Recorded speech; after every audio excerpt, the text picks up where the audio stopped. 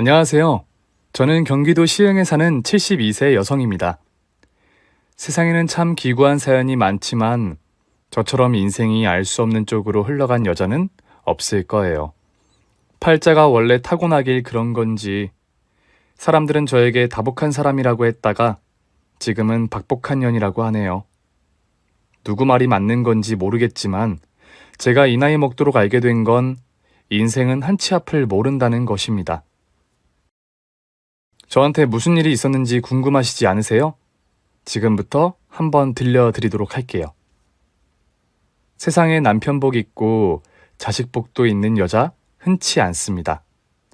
남편이 돈 잘 벌어도 위세 떨어서 한평생 고생하는 여자도 봤고, 남편은 착하고 성실한데 그놈의 자식들이 평생을 속썩여서 일찍 죽은 친구도 있습니다. 저처럼 남편복, 자식복 다 있는 여자는 진짜 흔치 않더군요. 어느 정도냐고요? 지금부터 제 얘기를 한번 들어봐 주세요.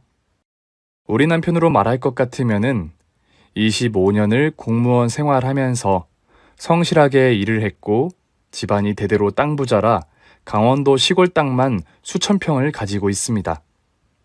평생 바람 한 번을 안 피고 저만 보고 산 남편이죠.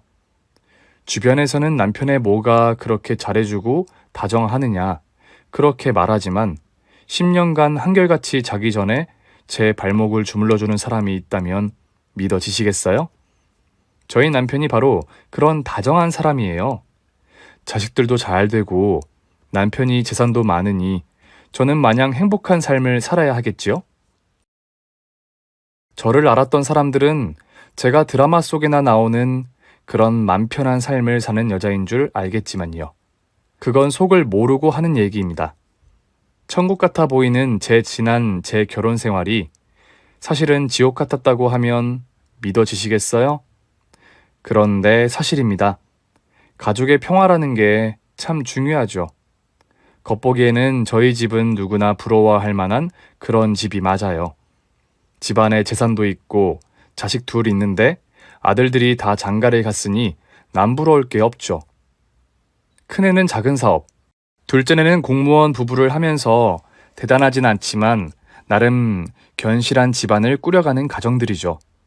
주말이면 아들 내외가 집으로 와서 저녁 한 끼 먹고 가고, 여름 휴가 때는 가평에 있는 별장에 가서 식구들끼리 오손도손 고기도 구워 먹고 하니 남부러울 거 없었어요. 자식들도 자리를 잡았고 저희 노후 준비도 다 끝났다 보니 겉으로 보기엔 그리 문제될 건 하나 없지요. 하지만 너무 문제가 없는 집은 귀신이 어찌 알고 원흉을 던져주는지 저는 생각하지도 못한 곳에서 생기더군요. 평화롭던 저희 집 사건의 발단은 재작년 코로나 때였습니다. 다들 어렵다 해도 저희 집은 워낙 빚을 안 지는 스타일이고 남편이 착실하다 보니 경제적으로 타격을 입은 건 없어요. 그런데 사업을 하는 첫째 아들이 많이 힘들어 하더군요. 부부 내외가 공동으로 음식점을 했거든요. 나름 노력을 많이 하면서 위기를 극복하려는데도 워낙 시국이 그러한지라 매출이 거의 떨어져서 폐업할 위기까지 갔어요. 한 번은 큰아들이 죽상을 하고 집에 들어와서는 하는 말이 엄마, 나 그냥 죽어버릴까 봐요. 뭐 하나 되는 일이 없네. 이놈아, 그깟 사업이 뭐라고 사람이 죽네 사네 그래. 안 되면 때려치우고 다른 일 하면 되지. 말은 쉽지. 이번에 식당 인건비 주느라고 대출도 받았어요. 이대로라면 문 닫아야지. 애들 엄마는 이혼하네 어쩌네 그러고 있고 죽겠어요 정말. 그렇게 상황이 많이 어려운 거니? 집안의 기둥 역할을 할 큰 아들놈이 그러고 있으니 제가 마음이 무척 힘들었어요. 매일 새벽같이 나가서 자정이 다 되어서 들어오는 것 뻔히 아는데 부모라고 도움이 하나 안 되니 이대로는 안 되겠다 싶더라고요.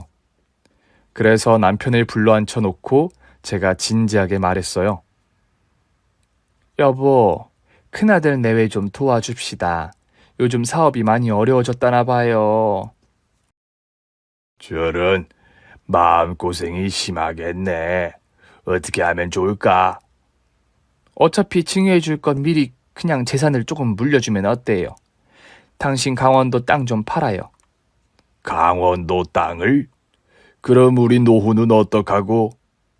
우리는 연금도 매달 나오고 그 재산 없어도 굶어 죽진 않잖아요. 나는 이 큰애가 스스로 일어서길 바라는데 그래도 당신 생각이 그러하면 그리합시다. 남편으로 말하자면 아들들을 강하게 키우는 스타일이죠. 어릴 때부터 뭐 사달라 해도 잘 안아주고 대학 때도 지들이 대학 등록금 벌어서 공부 마치도록 한 푼도 지원을 안 해줬거든요. 집에서 자꾸 부모가 지원해주는 버릇을 들이면 나중에 독립심이 떨어진다고 어떻게 보면 남편이 성견지명이 있었어요. 근데 저는 아무래도 엄마라 애들한테 그렇게 모질게 못했죠. 그런 의견 차이가 원래부터 있었지만 그때는 아무래도 남편도 큰아들 내외 경제 상황이 심각하다고 생각했는지 그냥 두말 않고 제 뜻을 존중해 주더라고요. 저는 남편을 설득해 20억 정도 되는 땅 문서를 큰아들한테 주기로 했죠. 착한 남편은 제 의견이라면 무조건 따라주는 스타일이라서 두말 않고 땅 문서를 내주었고요. 사실 저희야 매달 두 부부 내외로 나오는 연금이 400 정도 되었어요. 그 정도면 어디 가서 손 안 벌리고 살 수는 있으니까요. 둘째 아들한테는 남은 아파트랑 재산은 다 넣어줄 테니까 서운해하지 말라고 큰형이 지금 사업이 어렵다고 하니 흔쾌히 그러라고 하더군요. 여기서 잠깐 저희 두 아들 얘기를 해볼게요. 두 아들은 남편을 닮아 마냥 착해요. 남자애들인데도 어릴 때부터 서로 싸움 한 번 없이 컸으니 말 다 했지요. 둘 다 효자라 저희 부부에게는 지극정성이었는데 그 중에서도 첫째 효성이 지극합니다. 제가 3년 전에 수술 때문에 병원에 2달 정도 누워 있었는데 그때 열일 다 젖혀두고 병실에서 저를 간호했어요. 병실에 있는 사람들이 다 큰아들이 어쩌면 저렇게 딸 같냐고 저더러 복받은 여자라고 그럴 정도였으니까요. 병실에서도 큰아들은 항상 틈만 나면 저한테 하는 말이 있었어요. 엄마, 나중에 엄마 혹시라도 아빠 없이 혼자 있게 되면 내가 모실게요. 그러니까 제발 아프지만 마요. 말이라도 고맙구나. 네가 있어서 엄마가 그래도 산다. 저한테 큰아들은 항상 집안의 기둥이었죠. 어쩌면 큰아들 때문에 제가 살았다고 해도 과언은 아니었죠. 저한테는 딸 역할도 했고 다 크고 나서도 집에서 가장 역할을 했으니까요. 그랬던 큰아들이었기에 20억을 주는 거 부모로서 전혀 아깝지 않았어요. 분명히 큰아들은 빚을 다 해결하고 일어설 아이라는 걸 알았으니까요. 제가 땅 문서를 주겠다고 하니 큰아들은 처음에는 한사코 안 받는다고 화를 내면서 길길이 뛰다가 저도 사정이 급하고 막다른 길이라는 걸 아는지 나중에는 울면서 그 돈을 받더군요. 엄마, 제가 꼭 성공해서 이 돈 다 갚을게요. 저 믿어주세요. 돈은 안 갚아도 된다. 대신에 나가 죽어버리겠다느니 그런 말만 하지 말어 이놈아. 저희가 각서라도 쓸게요 어머님. 이 은혜 평생 잊지 않겠습니다. 정 그러면 효도 계약서를 쓰렴. 우리 나중에 벽에 똥칠하는 날에도 너희들이 엄마 아빠 모시기로. 모시다 마다요. 하늘이 두 쪽 나도 두 분 돌아가실 때까지 저희가 직접 모실게요. 어머니, 효도 계약서는 써서 이번 주까지 드릴게요. 그리고 실제로 며느리가 저한테 효도 계약서라는 걸 써왔더라고요. 만약 집에 무슨 일이 생겨서 우환이 생기면 자기들이 부모님을 끝까지 모시는 조건으로 이 재산을 받는다고. 둘이 지장까지 찍어서 변호사 공증을 받아왔는데 처음엔 좀 웃음이 나오다가도 나중에는 진심인가 싶기도 했고요. 근데 말이 씨가 되었나 봐요. 그 말을 하고 웃으면서 헤어진 지 일주일 만에 남편이 교통사고를 당하고 3일 정도 중환자실에 있더니 곧바로 하늘나라로 가버렸네요. 큰아들한테는 아버지의 유언이 되어버린 거죠. 큰아들도 울고 저도 넋이 나간 사람처럼 장례식장에서 울다가 실신하고 집안에 갑자기 닥친 풍파가 저희 집 식구들의 마음을 갈기갈기 찢어 놓았습니다. 큰아들은 자기 때문에 아빠가 죽었다고 한탄을 하더군요. 아버지, 못난 아들을 용서하세요. 제가 돈 얘기만 안 했어도. 그런 말 말거라. 네 아빠는 운이 없게도 교통사고로 돌아가신 거야. 네 책임이 아니다. 죄송해요, 어머님. 제가 괜한 소리를 했어요. 돌아가신다는 말을 그때 내가 왜 했는지. 이것도 운명이다. 하늘의 뜻이 그러니 어쩌겠니. 그러니 마음 추스르고 얼른 네 사업 일으키는 데 애쓰렴. 저는 남편이 죽고 나자 더 현실적인 사람이 되더군요.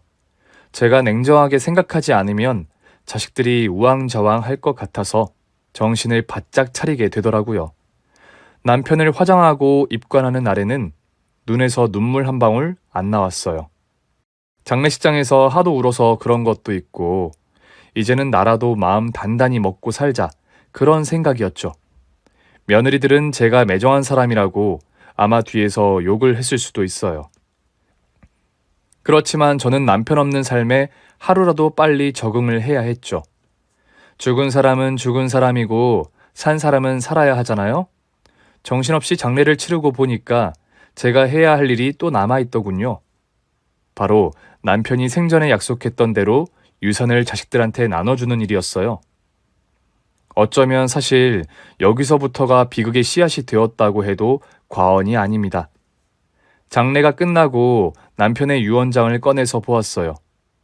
남편은 둘째 아들 내외에 약속대로 남은 재산인 현금 20억을 증여한다고 적어놨더군요. 첫째는 이미 재산을 받았고, 둘째는 약속대로 남은 재산을 받은 것이라서 형제와 며느리 내외 모두 불만이 없었어요. 저는 어차피 자식들한테 재산 물려줄 생각이었기에 연금이랑 아파트 한 채 있는 걸로 살면 되는 거였고요. 솔직히 이 당시만 해도 저는 남편이 세상을 떠나긴 했지만 저한테 큰 어려움이 닥칠 거라고 생각은 안 했어요. 세상 효자인 아들 둘이 있는데 설마 크게 무슨 일이 생기겠어? 생기더라도 아들들이 나서서 남편 대신 저를 지켜줄 거라고 내심 생각했던 거죠. 주변에서는 그래도 남편이 없는데 그렇게 재산을 홀랑 다 자식들 주면 어떡하냐고 걱정을 하더라고요. 자식들한테 돈을 주더라도 조금씩 나눠서 상속을 해요. 돈 받아가면 그때부터는 뚝이야. 집에 발길도 한번 안 붙일걸? 우리 애들은 그런 애들 아니에요. 아이고, 뭔 모르는 소리 하네. 누구네 집자식이 부모한테 잘하고 싶지 않아서 안 잘하나? 살아보니 다 그렇게 되는 겁디다. 그렇게 너무 퍼주지 말고 잘 생각해봐요. 그게 자식을 위한 길일 수도 있으니. 그때 그 말을 새겨 들었어야 했는데 저는 상관없다 했죠. 그때까지만 해도 저는 세상 물정을 전혀 모르고 살았던 여자 같아요. 남편이 갖다 주는 월급이 안정적이었고 평생 제 손으로 일을 해본 적이 없었죠. 사회활동 경험이 없으니 세상이 얼마나 무서운지 잘 몰랐던 것 같아요. 근데 사람들 말이 맞았죠. 집에 어른이 없으면 돈 때문에 분란 생기는 일이 잦을 거라고 했던 말. 그리고 마침내 저희 집 아이들에게 분란의 씨앗을 던져줄 사건 하나가 터지게 됩니다. 남편을 떠나보낸 지 얼마 뒤 저희 집에 작은 동생이 찾아왔어요.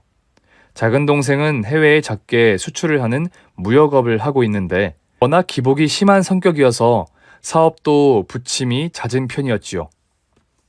동생도 당시 코로나 타격을 비껴갈 수 없었나 봐요. 동생은 저한테 평소에도 돈 빌려달라고 말 한 번 못할 정도로 소심한 성격인데 남편이 죽고 나니까 저를 찾아온 거예요. 돈을 빌려달라는 거였죠.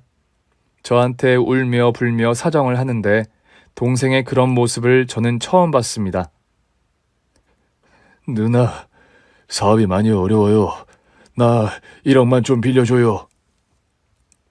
나한테 그렇게 큰 돈은 이제 없다. 너도 알겠지만 자식들한테 다 나눠주고 이제 나도 나 먹고 살 거 남았어. 형님 돌아가시고 누나한테 재산이 없다는 게 말이 돼요? 평생 한 번도 나 도와준 적 없으면서 어렵게 하는 부탁인데 그걸 안 들어줘요. 너는 이 누나가 돈으로 보이니? 내가 무슨 억만금이 있는 것도 아니고. 애들 있잖아요.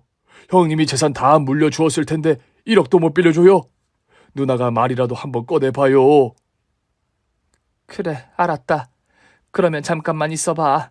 내가 작은아들한테 부탁해볼게. 형님 돌아가시니 이제 내가 만만해서 찾아왔나 하고 속으로 좀 괘씸하다가도 한편으로는 이해가 가더라고요.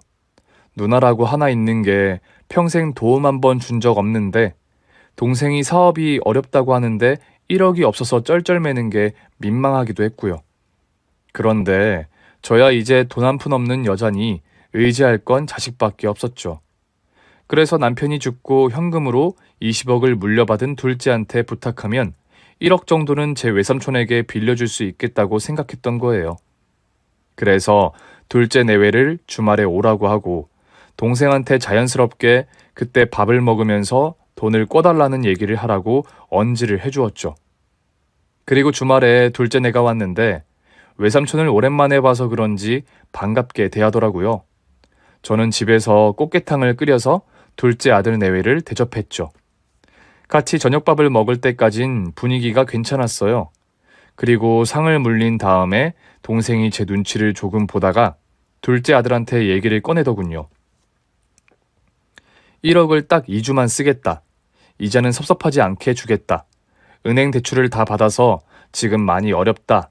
외삼촌이 어렵게 부탁하는 거니 들어달라. 이런 식으로 얘기를 꺼냈어요. 그 말을 다 듣고 있던 둘째는 외삼촌 얘기가 다 끝나고 대뜸 그러더군요. 삼촌, 죄송한데 어렵겠어요. 저희도 사실 요즘 어려워요. 그렇지. 요즘 경기가 많이 안 좋긴 해. 그런데 너 20억 받은 유산이 있잖니. 2억도 아니고 1억만 잠시 빌려주면 내가 이자 다 쳐서 줄게. 부탁한다. 제가 아버지한테 받은 돈은 엄연히 제 유산이에요. 그 돈을 삼촌한테 빌려드릴 순 없어요. 저희도 먹고 살기 빠듯해요, 삼촌. 죄송해요. 아니, 20억 중에 1억도 못 빌려준단 말이니 딱 2주일만 쓰고 돌려줄게. 너 사람이 그렇게 야박하게 그러는 거 아니다. 죄송한데 안 돼요. 1억이 누구 이름이에요? 저희 괜히 주말에 불러서 꽃게탕 하나 끓여 먹이고 하신다는 얘기가 고작 돈 빌려달라는 건가요, 어머님? 아니, 그게 아니고. 며느리가 그렇게 나오니까 제가 순간적으로 화가 치밀었어요. 꽃게탕 하나 끓여 먹이고 1억을 빌려달라는 거냐니. 세상에 어디서 그런 싸가지 없는 망언을 할까요? 유산 내려가기 전까지 고분고분하던 애가 갑자기 돈 얘기에 눈에 쌍심지를 켜고 불아리는데 얼마나 괘씸한지요. 고작 며느리년 주제에. 그런데 더더욱 괘씸했던 건 둘째 아들 태도였어요. 아무리 그래도 제 외삼촌인데 삼촌이 돈을 그냥 달라는 것도 아니고 이자를 쳐서 갚겠다는 건데 10억도 아니고 1억도 못 빌려주겠다는 아들이 정말 서운하더라고요. 그래서 제가 한마디 거들고 나섰죠. 너 그러라고 엄마가 20억 물려준 거 아니다. 큰형 봤지? 사업이 한번 어려웠지만 급한 불을 끄느라 돈이 필요할 때가 있어. 네 엄마 얼굴 봐서라도 1억만 빌려주거라. 엄마, 미안한데 이제 그 돈 제 돈이에요. 그리고 엄마가 물려준 게 아니라 아빠가 저한테 물려준 거잖아요. 아빠가 평생 일해서 번 돈이고 왜 내가 엄마 식구 사람한테 아빠 유산을 빌려주는 게 당연해요? 너 이놈의 자식, 그따위로 말할래 자꾸? 어머님, 말씀이 심하세요. 이렇게 돈 얘기 꺼내시길 거면 저희 다시는 어머님 댁에 찾아오지 않겠습니다. 뭐라고? 너희 진심이냐? 마침내 발을 끊겠다고 선언한 둘째 며느리의 폭탄 선언에 저는 황당하다 못해 충격을 받았습니다. 남편이 죽기 전에는 세상 공손했던 며느리가 일이 한순간에 돌변하나 그런 생각이 들었어요. 사실 바른 말을 하자면 제 외삼촌이 저 대학생 때 해준 걸 생각해 보면 그렇게 할 수는 없었어요. 등록금이 없을 때 대줬고 놀러 오면 항상 용돈 챙겨주면서 놀이공원 데려가고 심지어 사회생활 초창기 때에도 외삼촌이 급한 돈을 빌려서 주면 꾸어서 쓰고 그랬던 녀석인데 어떻게 그런 외삼촌을 그렇게 남처럼 외면하는 둘째 아들이 꼭 남의 자식 같았다고 해야 할까요? 남편도 아들에게 평소에 은혜를 갚고 살으라는 말을 누누이 해왔고 아들들도 빚지고는 못 사는 성격으로 남을 항상 돕고 살아왔다고 생각했는데 이런 상황이 오니 둘째 아들의 본심이 그리 나빴나 싶기도 했어요. 저는 그래도 혹시나 싶어서 그 다음 주에 둘째 아들을 바깥에서 따로 만나서 또 한 번 부탁을 했어요. 아들아, 이 엄마가 소원이다. 엄마가 언제 너한테 돈 빌려달라고 부탁하겠니? 외삼촌은 엄마가 사랑하는 동생이고 네 대학교 등록금도 내준 사람이야. 사람이 빚을 안 지고 살지언정 한 번 빚진 건 갚아야 하는 게 도리다. 엄마, 고리배쩍 얘기 꺼내지 마세요. 벌써 10년도 전의 일이고 그때 외삼촌 조카 간의 정으로 용돈 받은 거 감사하긴 한데 예정 생각해서 1억을 빌려달라는 게 말이나 돼요? 그냥 달라는 게 아니라 빌려달라는 거 아니니. 그리고 2주 뒤에 이자까지 쳐서 주겠다는데 뭐가 그렇게 손해보는 거야? 이자고 놔버리고 저는 돈 자체를 주기 싫다고요. 제 20억 건들지 말라는 얘기예요. 이놈아, 어떻게 그게 네 돈이야? 엄마 아버지가 너한테 물려준 거지? 그쯤 되니 이놈의 자식이 괘씸해지기 시작하더군요. 동욕심 없이 살다가 사람이 갑자기 큰 돈을 만지면 돌변한다더니 자식놈이라고 해도 예외가 없었어요. 저는 속에 꾹꾹 눌러둔 말을 마침내 터뜨리고 말죠. 네가 자꾸 이러면 나도 다 생각이 있다. 너한테 간 너희 아버지 재산 일부를 내 몫으로 돌려달라고 법원에 소장 제출할 거야. 엄마, 땅놀이 하던 아빠 옆에서 어깨 넘어 법 공부 좀 하셨나 보네요. 마음대로 하세요. 아빠 유언장에 떡하니 둘째네한테 20억을 증여한다고 변호사 공증까지 해서 그렇게 저한테 온 건데 그걸 법원에서 뒤집어 줄 것 같아요? 내가 호랑이 새끼를 키웠구나. 호랑이 새끼를 키웠어. 네가 이렇게 돈 욕심을 크게 부릴 줄은 몰랐다. 저는 없는 돈 제 거라고 하는 게 아니에요. 이제 제 돈이 되었으니까 저한테 있는 권리를 주장하는 거예요. 얼굴이 시뻘개져서 그리 대드는데 뺨을 한 대 후려치고 싶었습니다. 저도 속이 부글부글 끓어서 그냥 일어나가지고 집에 와서 내리 사흘을 알아 누웠어요. 항상 엄마 엄마 하고 제 어깨를 주물러 주던 그 둘째 놈이 맞나 싶더라고요. 이놈이 어찌나 괘씸하게 대드는지. 사람이 돌변해도 그렇게 돌변할 수 있는 걸까요? 마음 같아선 괘씸한 그 녀석에게 재산이 가면 안 되겠다 싶어서 정말 변호사 선임해서 법적 대응하고 싶었죠. 그치면 저렇게까지 나오는데 길을 쓰고 그 돈 지키려 들겠다 싶기도 하고 그렇게 죽은 남편 재산 갖고 자식하고 싸우는 모양새가 보기 좋을 리 없었지요. 그래도 괘씸한 건 괘씸한 거라 부재중 전화 오는 거 받지도 않고 그냥 집에서 몸져 알아 누웠어요. 지 어미가 알아 누웠다는데 두 아들들은 거들떠도 안 보더군요. 큰아들도 땅 문서 집어가더기 이후부터는 발길이 뚝이었어요. 그 전에 제가 수술했을 땐 2달 내내 옆에서 병간호하던 지극정성 효자였는데 집에서 가만히 누워있는데 눈물이 나더군요. 제가 인생을 헛살았다는 생각도 들고 자식을 잘못 키웠다는 생각도 들었어요. 그때 저한테 유산을 한번 물려주는 게 아니라는 사람들의 말이 뇌리를 그치더군요. 그때 그 말을 들을 걸. 그나마 큰 며느리는 양심이 있는지 저를 들여다보는 신용은 하더군요. 큰아들은 콧배기도 비추지 않았고요. 그래서 제가 큰 며느리한테 일부러 들으라고 한마디 했죠. 그래, 네 남편은 땅 문서 가져가니까 이제 나 안 보고 싶다지? 어머님, 무슨 말씀을 그리 하세요. 요즘 식당 일이 바빠서 그래요. 전에는 식당 일이 안 바빴지? 나 수술하고 병원에 있을 때는 문턱이 닳도록 오더니 이제 내가 돈이 없으니 뚝이구나. 그건 어머님 오해세요. 그이 아직 어머님을 많이 사랑해요. 사랑? 그래. 엄마를 사랑하는 놈이 석 달이 넘도록 전화 한 통 없니? 돈 밝히는 건 형제들이 다 똑같다. 평생을 키웠는데 내 뱃속에서 나온 자식인데 내가 속을 통 모르겠다. 정말 부모를 그냥 돈 주는 봉으로만 아는 건지. 어머님, 무슨 말씀을 그렇게 하세요? 제가 속으로 끙끙 앓고 있으니 저를 아는 교회 집사님들은 그래요. 그거 보라고 자식한테 돈은 나중에 주는 거라고 돈이 하나도 없으니 자식들이 발길 싹 끊지 않느냐고. 처음에는 그 말이 그렇게 듣기 싫었는데 이제는 인정 안 하려야 안 할 수가 없더라고요. 그 말이 맞았어요. 아들 둘이 저한테 이러는 이유는 딱 하나였지요. 제가 이제는 돈이 없고 자기 아빠한테 받을 돈은 다 받았다고 생각하는 거예요. 세상에 남도 아니고 자식마저 그러니 돈이 귀신도 모른다는 말이 틀린 말이 아니라는 걸 알았습니다. 내 자식이 어찌 부모가 미워서 그러겠어요.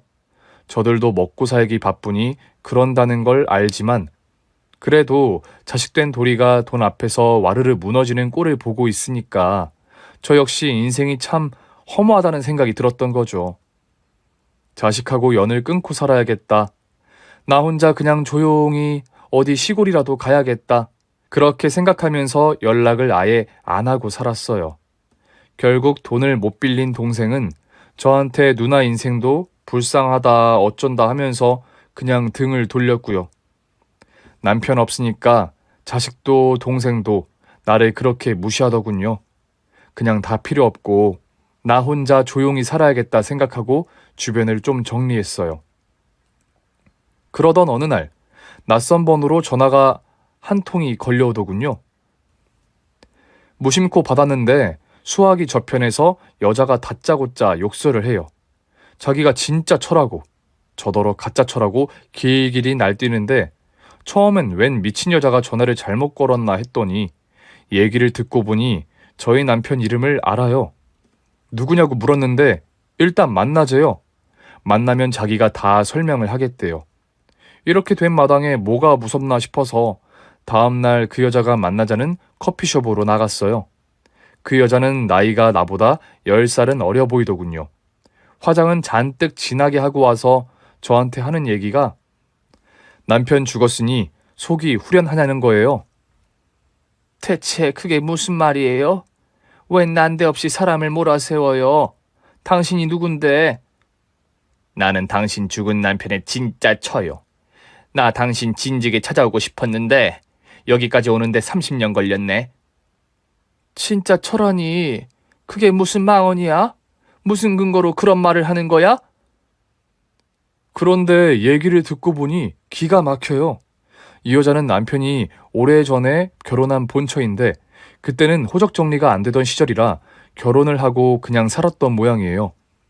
왜 예전에 전봇대 보면은 호적관계 정리해준다고 광고 쪽지 같은 거 붙은 거 보신 분 계시죠?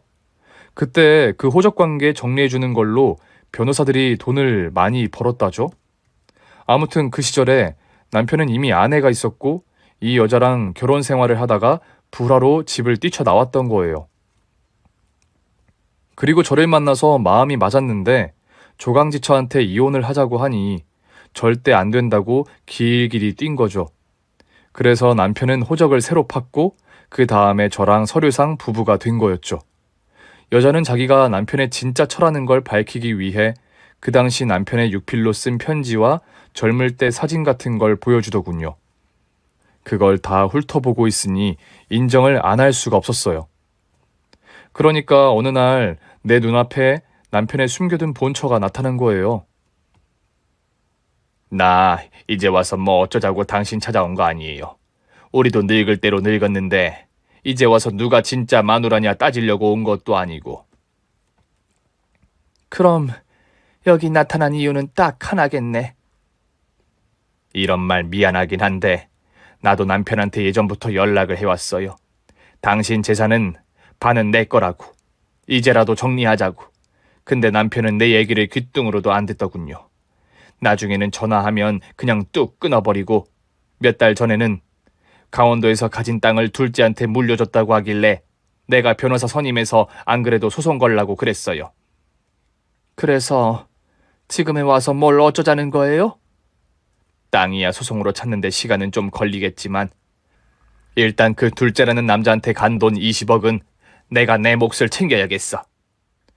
저는 속으로 참 인생 지랄이다, 지랄 맞다고 생각하면서도 한편으로는 이거 기회인데 라는 생각이 들더군요. 어차피 자식놈들이 돈에 눈이 멀어 엄마를 내팽개치고 재산 분쟁을 할 판인데 그 여자가 나타나 상황을 정리해준다면 나쁠 게 없었죠. 어차피 돈이야 제 손을 떠난 거고 저는 이 녀석들이 정신을 차려서 원래 나 아들들로 돌아와 주길 내심 바라는 마음도 있었어요. 그럼 내가 도와줄게요. 당신이? 둘째 아들한테 간 재산을 되찾도록? 그럼 나야 고맙긴 한데 대신 조건이 있지? 재산을 찾는데 협조할 테니 받은 돈의 반을 나에게 줘. 그렇게는 안 되지. 나 당신 없이도 그 돈 찾을 수 있어. 과연 그럴까? 내가 본처의 권리를 강하게 주장하면 재판에서 당신이 순조롭게 이길 수 있을까? 나는 못할 거라고 보는데. 좋아. 대신 각서 하나 쓰자. 말만으로는 믿을 수 없으니. 그렇게 둘째 아들내미 돈을 가져오기 위해 본처와 손을 잡는 기막힌 일이 저에게 일어나게 됩니다. 당시 저야 잃을 것도 없었고 아들들과 관계를 회복할 수 있다면 못할 일도 없었거든요. 저는 일단 각서야 쓰기로 했지만 이걸 빌미로 혹시라도 둘째가 정신 차리려나 해서 각서 내용을 들고 찾아갔습니다. 둘째는 제 얘기를 모두 듣더니 예상대로 펄펄 뛰더군요. 절대 안 돼요. 아시겠죠? 저는 다시 말씀드리지만 그 돈 엄마한테 줄 생각도 없고 그 본처한테 뺏길 생각도 없어요. 야, 이 미친놈아. 제발 정신 차려. 네가 세상을 몰라서 그런데 그 여자가 지금처럼 권리 들고 나오면 그 돈 그대로 뺏겨. 엄마야말로 정신 차리세요. 어디 할 짓이 없어서 아들 돈 뺏으려고 생판 모르는 여자랑 손을 잡고 사기를 쳐요. 사기를 치길. 뭐라고? 사기? 그게 사기지 뭐예요. 제 20억이 그렇게 탔나요? 그럼 차라리 그냥 엄마가 나한테 돈 달라고 해요. 그럼 내가 한번 생각해 볼게요. 솔직히 그 본처가 느닷없이 나타난 것도 의심스러운데 엄마가 먼저 찾아간 거 아니에요? 뭐라고? 아니 그렇잖아요. 그렇지 않고 몇십 년째 연락이 없던 할머니가 갑자기 내가 20억을 받은 걸 어떻게 알고 득달같이 달려드냐는 말이지. 이건 분명히 엄마가 작업친 게 아니고 뭐냐고요. 너 이놈, 엄마한테 못하는 소리가 없구나. 나 모르겠고 오늘 변호사 바로 선임해서 나도 법적 대응할 거니까 엄마 혹여라도 그 할머니랑 편먹고 뭐 어떻게 해볼 생각 같은 건 말아요. 나 원참 늙은이가 망령인가. 그 정도 대화까지 하고 나니 둘째 아들내미에 대한 남은 모정이 다 떨어지더군요. 이놈은 정말 돈독이 올라서 애미도 못 알아보고 그저 20억을 지키는데 혈안이 되어 있는 거니까요. 이쯤 되니까 녀석이 정신을 차리게끔 혼쭐을 내줘야겠다는 생각이 들더군요. 그래서 더 고민 않고 바로 본처한테 연락을 했어요. 각서 쓰겠다고요. 그리고 당신 20억과 땅 문서까지 내가 싹 다 찾아주겠다고 했죠. 본처 반응은 당연히 환호했고요. 그 여자도 알고 보니 불쌍한 여자더라고요. 남편하고 일찍 헤어져서 먹고 살 게 없어서 고생하다가 늙음하게 좀 편하게 살아보려고 저를 찾아온 셈이죠. 그리고 본격적으로 본처와 둘째 아들 간의 재산 분쟁 소송이 벌어집니다. 둘째 아들놈은 그 돈을 어떻게든 지키려고 필사적인 몸부림을 쳤어요. 국내 유명 로펌 변호사를 대동하고 법정에 나왔는데 온몸에 명품을 걸치고 있더군요. 내 자식이지만 사람이 어떻게 저렇게 한순간에 변할 수 있는지가 그저 놀라울 따름이었어요. 법정에 나타난 본처를 보고 둘째 아들놈이 으르렁거리면서 하는 말이 어디서 돈 욕심에 눈이 멀어 늙은이가 남의 멀쩡한 재산을 강탈하려고 그래? 얼씨구, 근본 없는 자식이 재산권 침해한 건 어떻고? 그 땅, 그 돈 원래 다 내 거거든. 닥치고, 그건 판사님이 판단할 거고, 이번 소송으로 겪은 정신적 피해 보상까지 싹 다 소송 걸었으니 만약 지면 아줌마 집 경매 넘겨야 할 거야 아마. 내가 고용한 로펌이 진짜 비싼 데거든. 누가 이기나 그래 한번 해보자고. 그런데 1심에서 둘째 아들놈이 이긴 거예요. 판사는 재산 상속이 합법적이라며 본처의 권한을 인정하지 않은 거죠. 판결 결과가 나오자 둘째 놈이 환호하면서 가방을 공중으로 휙휙 돌리더군요. 아들놈이 이긴 게 기분이 나빠야 하는데 이놈의 모성이 뭔지 저도 괜히 기분이 좋아졌어요. 그랬더니 본처가 저한테 하는 말이 이 미친년아, 이렇게 넋놓고 있으면 우리 끝장이야. 나 당신한테도 손해배상 소송 제기할 거야. 증거를 더 악착같이 가져오라고. 저 새끼한테 불리한 증언이라고 가져오란 말이야. 너나 나나 이 재판 치면 끝이야. 다 죽는다고. 그래, 네 말이 맞겠지. 좀 더 결정적인 증거가 필요하겠네. 1심 재판부가 중혼의 부당성을 인정하지 않았으니 2심에서는 제가 증언을 할 필요가 있었어요. 제가 사실 남편이 결혼한 사실을 알고 결혼했다고 증언해버리면 중혼의 위법성이 적시되는 것이니 본처 여자가 이길 게 뻔했죠. 저도 그걸 모르는 건 아니었어요. 그렇지만 저는 그 전에 재판 과정에서 아들놈이 철이 좀 들길 바랐던 거죠. 정신 차리고 돈이 인생의 전부가 아니고 돈 때문에 엄마를 배신한 것을 잘못을 뉘우치라고요. 그런데 1심에서 아들놈이 이겨버렸으니 지금쯤 얼마나 기고만장할 거예요. 이놈이 반성은커녕 더 기세등등해질 거라 저는 또 한 번 둘째 아들을 찾아가서 설득을 했죠. 엄마, 이제 포기해요. 엄마도 계속 이대로 가면 끝이야. 엄마 돈도 없잖아. 그 할망구가 엄마한테 소송 비용 물어달라고 한다며. 아들, 엄마가 마지막으로 부탁할게. 이쯤에서 멈추고 그 여자한테 돈 일부 떼어줘. 그게 모두를 위한 길이야. 웃기시네. 1심에서 내가 이긴 거 보고도 그래요?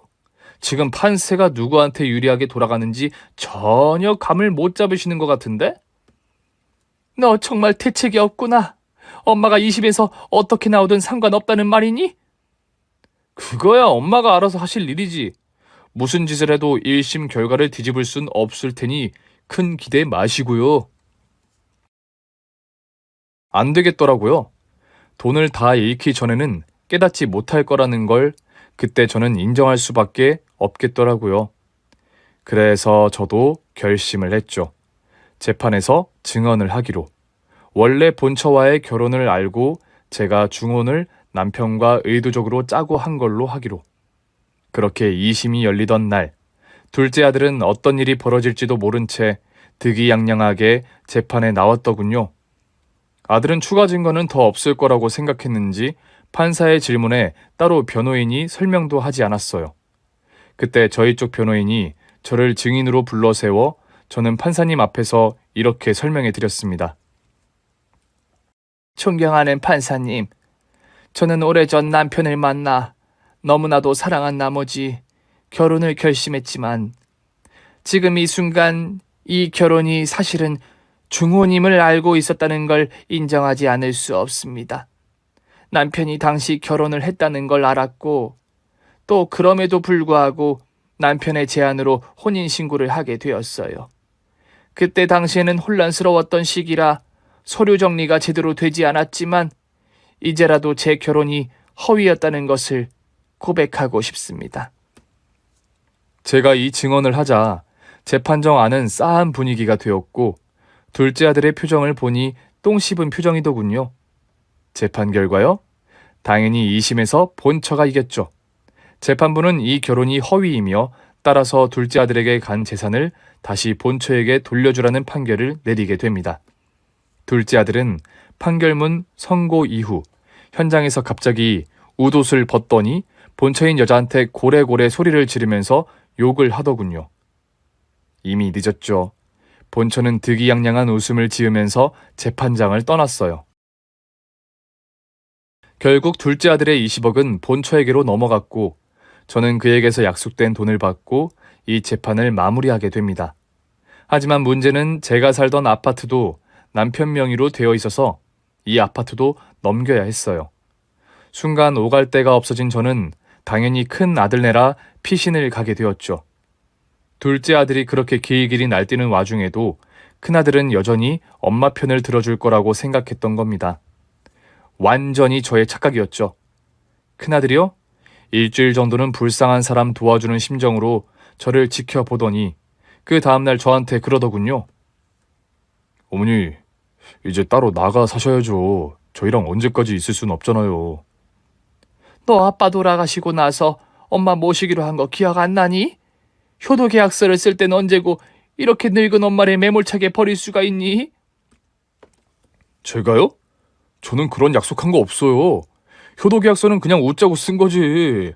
그걸 가지고 엄마가 지금 법적으로 따질 것도 아니잖아요. 엄마 솔직히 지금 돈 없는 거 아니잖아요. 5억이면 그래도 어디 아파트 전세금은 되는데. 어서 엄마 살 길 찾으세요. 어머님, 정 그러시면 제가 아파트 대신 알아봐 드릴 수도 있어요. 괘씸한 것들. 너희들도 나한테 그렇게 박대한다는 얘기지? 오냐, 어디 두고 보자. 세상에 믿을 사람 하나 없다더니.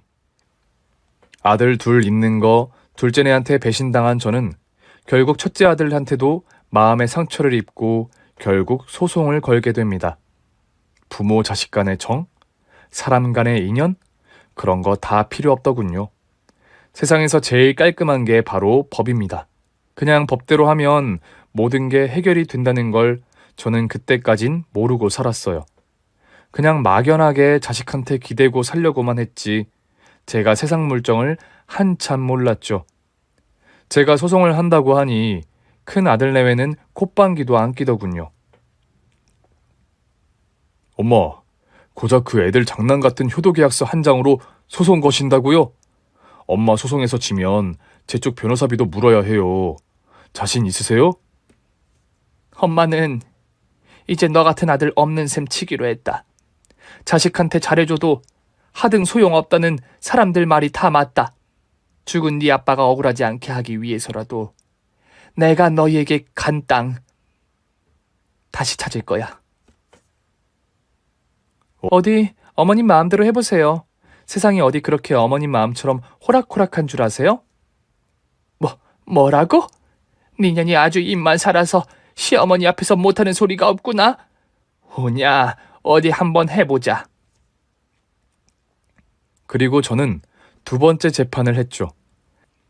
작은 아들 내외가 큰형네 재판에 쫄래쫄래 따라왔더군요. 저한테 재판에 들어가기 전에 한다는 말이 기가 막혔어요. 아이고, 돈독 오른 우리 엄마 늙음하게 법원이나 왔다 갔다 하고 그러고도 장수하시겠어요? 아들들 물 먹이고 엄마 제 명대로 사시겠냐고요. 닥쳐라 이놈. 어디 엄마한테서 못하는 소리가 없어? 천륜을 어기고 돈에 부모 자식 관계 팔아먹은 너희 두 아들을 잘못 키운 게 내 천추의 한이다. 엄마, 두고 보세요. 이번 재판은 제가 이겨서 모든 게 엄마 뜻대로 되지 않는다는 걸 알려드릴 테니. 저는 이미 변호사의 법리 검토를 통해 큰아들이 쓴 효도 계약서가 나름의 사문서로 효력이 있다는 걸 검증받았어요. 제가 이길 자신이 충분히 있었고 실제로 저는 재판에서 이겼습니다. 큰아들은 황당해했지만 큰아들한테 땅이 증여가 되어 있기 때문에 이것을 근거로 큰아들이 저를 부양해야 할 의무가 있었고 이를 저버렸기 때문에 반환 청구가 되어야 옳다는 재판부의 판단은 정확한 것이었죠. 저는 어디까지나 상식에 의거해 판단한 재판부보다 사리분별을 못한 큰아들이 괘씸하게 생각되었습니다. 재판에서 이겼지만 큰아들은 이미 그 땅을 담보 삼아서 돈을 대출받아 쓰는 바람에 10억 정도를 이미 까먹었더군요. 상관없었습니다. 제 입장에서 중요한 건 얼마가 남았느냐가 아니라 아들들이 정신을 차렸느냐였으니까요. 큰 아들한테 남은 돈을 가져오고 보니 제 수중에는 한 13억 정도가 남았더군요. 이 돈이라면 아파트 한 채 작은 거 사고 남은 여생을 조금씩 생활비 아껴 쓰면서 살 수 있겠다는 생각이 들었죠. 괘씸한 아들들은 제가 재판에서 이기고 난 이후에도 저를 찾아왔습니다.